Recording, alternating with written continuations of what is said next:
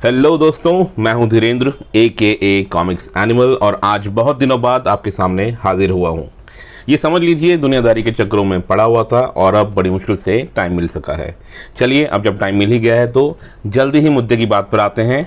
आज का मुद्दा है DUOD सीरीज़ के थर्ड पार्ट महामानव का रिव्यू करना। आइए देखते हैं फिर क्या कुछ खास है इस कॉमिक बुक में।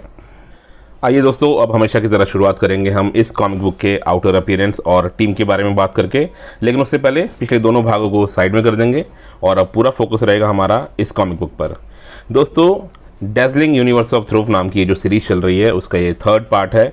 इसका नाम है महामानव और इसे अनुपम सिन्हा सर द्वारा बनाया गया है। ये भाग फोकस करता है महामानव पर, जो कि ध्रुव यूनिवर्स का एक बहुत ही महत्वपूर्ण विलेन है। पर्सनल चॉइस की बात करें तो मेरा सबसे फेवरेट विलेन चंडकाल है, उसके बाद महामानव दूसरे नंबर पर आता है। ये इसका बैक कवर है और ये जो टाइटल कवर आपने अभी देखा था ये अनुपम सिन्हा सर द्वारा ही बनाया गया है। अंदर की तरफ चलें तो आप देखेंगे लेफ्ट साइड में पूर्वसार दिया हुआ है, जहाँ पे पिछली पूरी कहानी का ब्यौरा दिया हुआ है। ऊपर आपको रेड सील ऑफ ट्रस्ट दिख जाएगा। और टीम की हम बात करें तो कथानक एवं चित्रांकन अनुपम सिन्हा सर का है, इंकिंग जगदीश कुमार की है, संपादन मनोज गुप्ता, रंगसज्जा नितिन, कैलीग्राफी नीतीश शर्मा, मुखपृष्ठ रंगसज्जा मोइन खान की है, प्रबंध संपादक मीनू गुप्ता हैं और स्टूडियो हेड आयुष गुप्ता हैं। अब बात करेंगे कहानी की।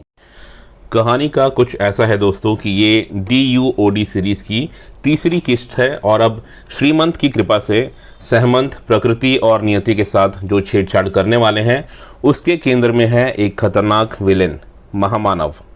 समय का चक्र फिर से पीछे घूमता है और हम सभी रीडर्स को डेजा वू का एहसास कराता है। कहानी एक बार फिर से रिपीट मोड पर चलती है, पर हमें कुछ तब्दीलियां भी देखने को मिलती हैं। एक बात आपको बता दूं दोस्तों कि कथानक इसका मजबूत पक्ष नहीं है, जो कि सबसे बड़ा कारक सिद्ध हो रहा है इस सीरीज़ के मारक ना होने का। कहानी में जिस रहस्य को रोमांच पैदा करना चाहिए था वो थोड़ा सा उबाऊ लगता है।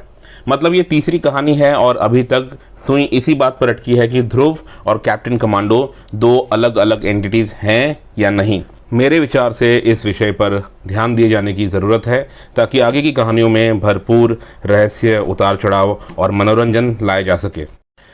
अनुपम जी के आर्टवर्क की बात करेंगे दोस्तों, जो कि दशकों से हमको मोहता आया है।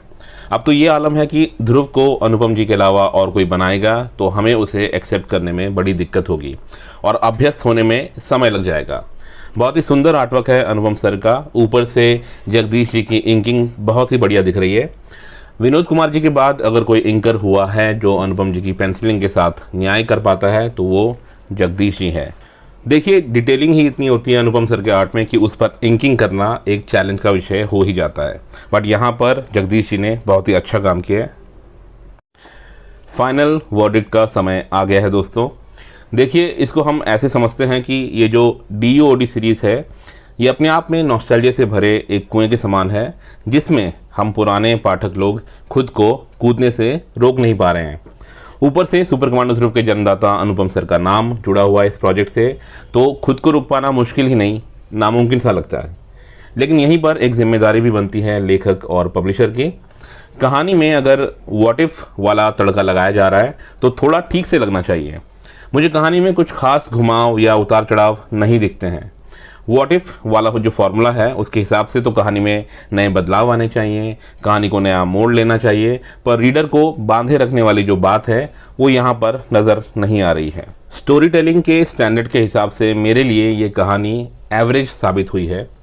अगर आप लोग अनुपम सर के फैंस हैं तो मेरे कुछ कहने ना कहने से आपको फ़र्क नहीं पड़ेगा, बट हाँ, अगर कुछ नया पढ़ने की चाहत रखते हैं तो आपको डिसअपॉइंटमेंट हाथ लग सकती है।